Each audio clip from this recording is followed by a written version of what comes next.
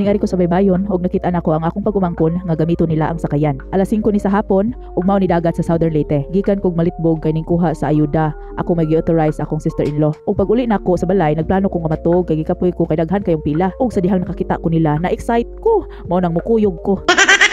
Unja na ko matog, humana mo magsakay-sakayan adto sa loud. Di ka ma-excited nga bago ang sakayan? Ikaduha pa niyang gamit ni. Ang unang gamit katong namukad ang mga maguwang tapos nakakuha og daghan kaayo, namubo sila. Karon ang ikaduha, among gamiton kay magsuri-suri lang. Perting kasurti atong una nilang gamit ingani kay daghang nakuhang isda, nakatuwa, nakakilaw, nakasugba, napay gisud sa rep. Ug napay gisud sa rep, mao toy among gianam-anam og luto.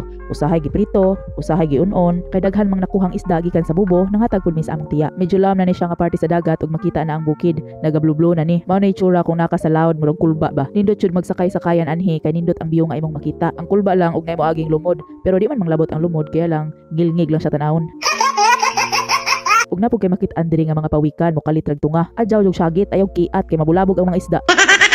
Mahapon basta linaw laman ang dagat, lami jud kayo isakay-sakayan, suri-suroy ba. Nalipay jud ko ingani among pagsuri-suroy. Sige kog katawa, kay bag-o ang sakayan. Wa pa laman ni siya na humagpintura pero oks na. Nagplano ko basin sunod adlaw akong isakay ako mga pagumangkon diri, magsakay-sakayan mi.